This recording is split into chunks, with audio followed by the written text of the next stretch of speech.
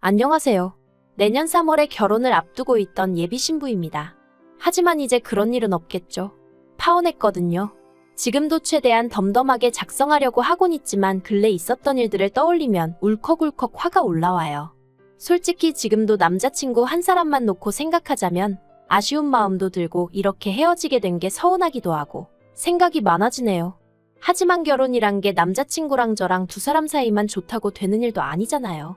평생 남자친구 누나를 안 보고 살 수도 없는 거고, 물론 말로는 안 보고 살겠단 소리도 아닌 게 아니라 나오기도 했었어요. 그런데 그걸 뭐 각서를 받아놓나요? 공증을 받아놓나요? 아무튼 이래저래 아니다 싶어서 이쯤에서 그만두려고 합니다.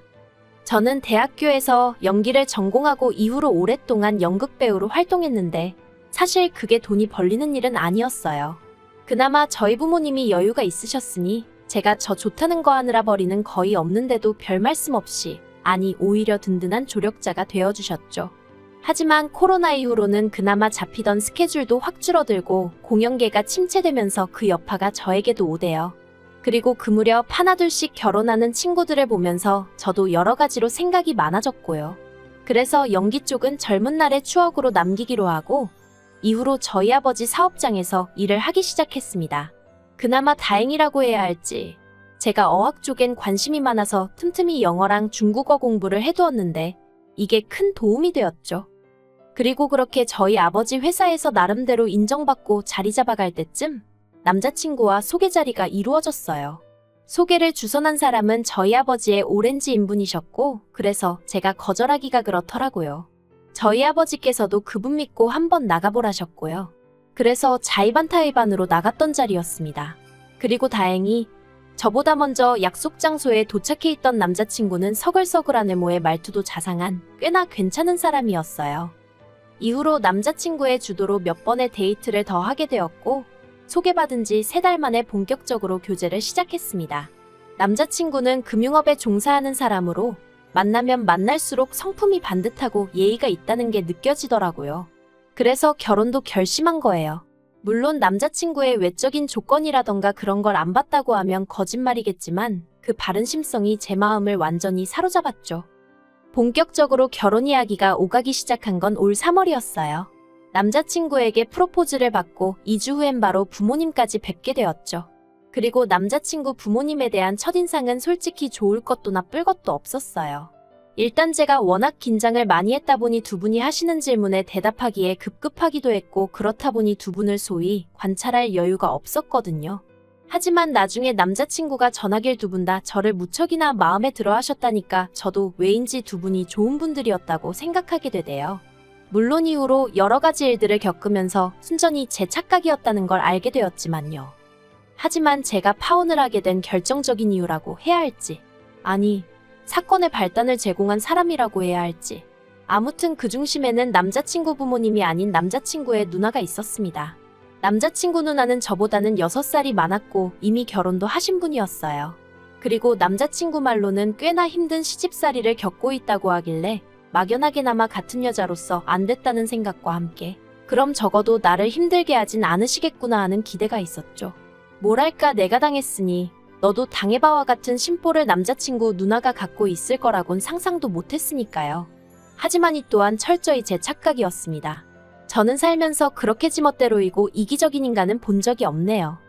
남자친구 누나 부부와 처음 만나게 된 건 어머님 아버님을 뵙고 이후로 두 번째 만남을 갖게 됐을 때였어요. 그날은 어머님 생신이기도 했고 솔직히 저는 결혼 이야기가 오가고는 있었어도 어쨌든 아직 식을 올린 건 아니었으니 그런 자리에는 참석하고 싶지 않았는데 남자친구가 제가 가면 부모님 두 분 다 무척 좋아하실 거라며 저에게 몇 번이나 같이 가자고 권했거든요.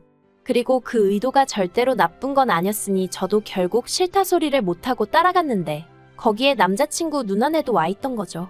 그런데 저를 보는 그 눈빛이 말 그대로 저를 머리끝부터 발끝까지 쓱 훑더라고요.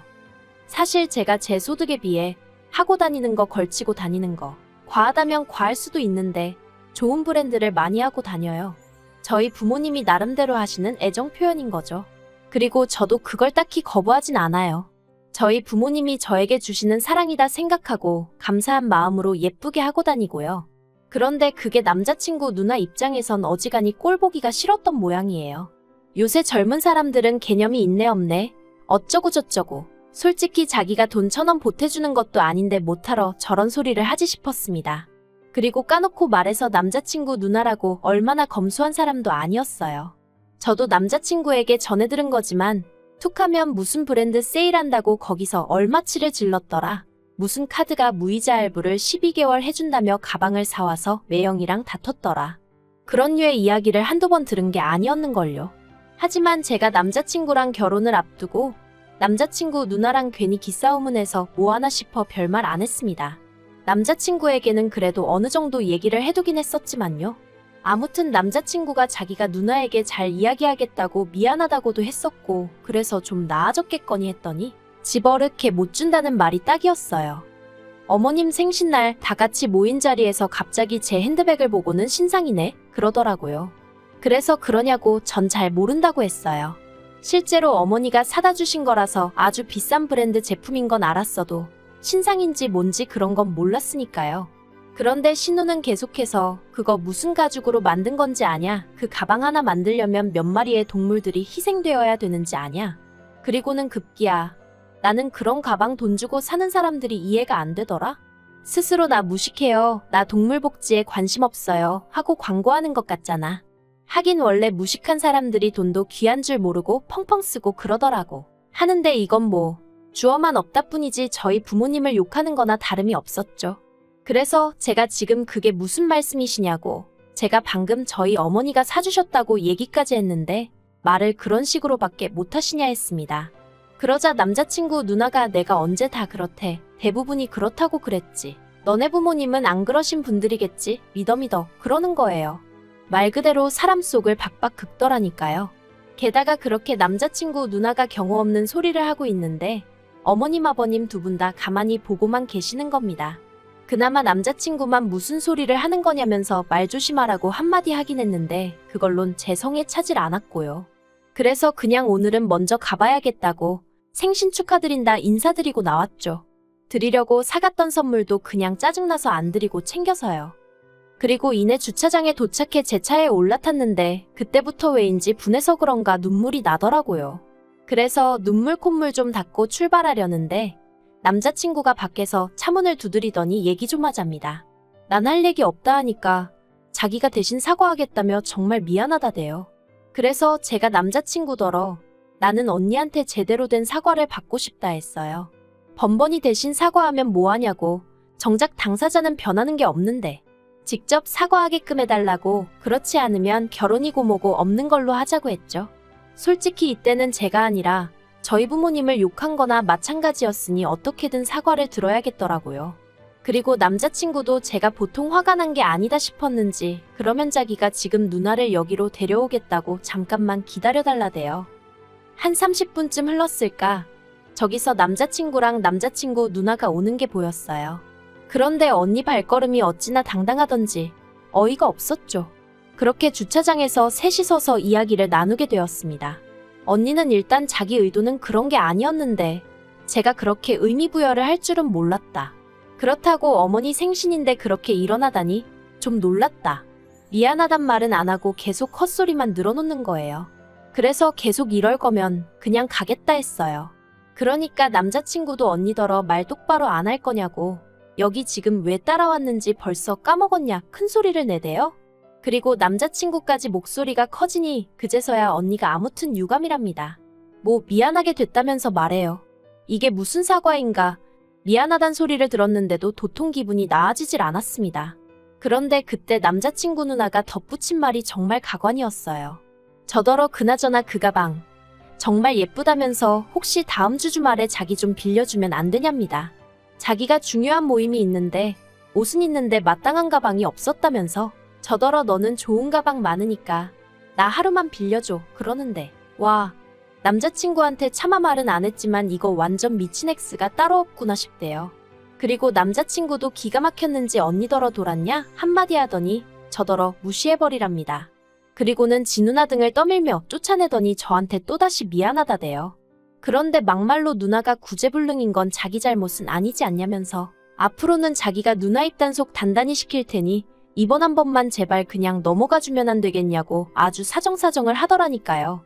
그래서 정말 마지막이라고 다음에도 이런 식으로 언니가 내 속을 긁어놓으면 그땐 결혼이고 뭐고 가만 안 있겠다 했어요. 결혼 후에 그러면 이혼할 거라 했고요. 그리고 한동안 잠잠하다 싶었는데 이달 초였습니다. 예식은 3월이었지만 남자친구자 지방 전세 계약 만기가 12월이라 일단 신혼집을 먼저 구하는 쪽으로 얘기가 됐어요. 그래서 살림 먼저 꾸리고 시금 받아놓은 날짜에 하는 걸로요. 그리고 이 과정에서 남자친구와 제가 모아둔 돈도 있었지만 그걸로는 집을 구하기가 충분치 않아 제 앞으로 되어 있던 아파트를 파는 쪽으로 얘기가 되었는데 어차피 서울에 있는 아파트도 아니었고 저희들 중 누구 하나 출퇴근하기 쉬운 위치가 아니다 보니 이참에 정리해서 신혼집 구하는데 보태자고 얘기가 된 거죠. 그런데 저는 이 이야기가 남자친구 부모님이나 누나 귀에 들어가게 될 줄은 몰랐습니다. 평소에 남자친구가 저랑 나눈 대화를 미주알고주알 전하는 편도 아니었으니 아예 상상을 못했거든요. 그래서 제가 남자친구더러 왜 그랬냐고 물었더니 자랑이 하고 싶었답니다. 자기랑 결혼하려자가 능력 있는 사람이란 걸 과시하고 싶었다나요? 그리곤 덧붙이기를 그 이야기를 하면 남자친구 부모님이 저를 좀 예쁘게 봐주시지 않을까 싶었대요. 사실 어머님 생신날 그렇게 먼저 자리에서 일어난 이후로 소위 점수가 많이 깎였다고 들었어요. 그리고 저보단 남자친구가 이 사실을 무척이나 속상해했죠.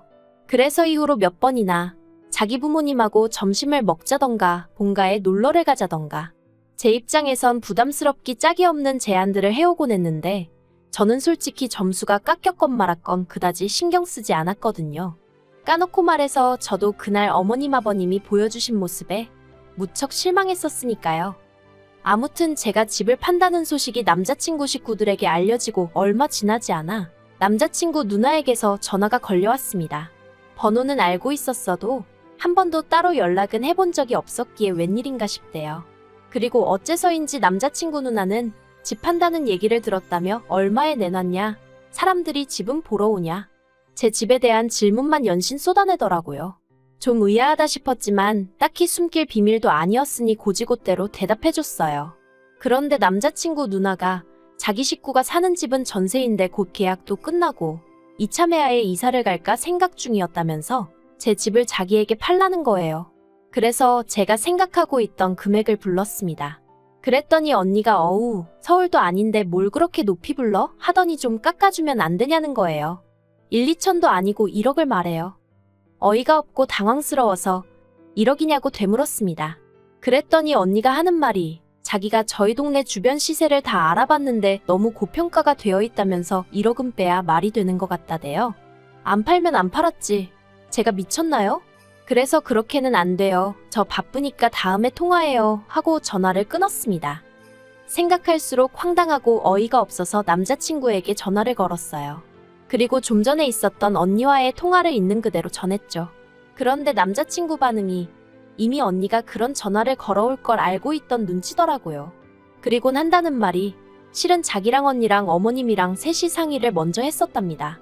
저희 입장, 아니 그러니까 제 입장에선 아파트가 빨리 팔리는 게 좋고 언니는 제 집이 마음에 든다 하니 그러면 서로 윈윈할 수 있는 방법이 뭐가 있을까?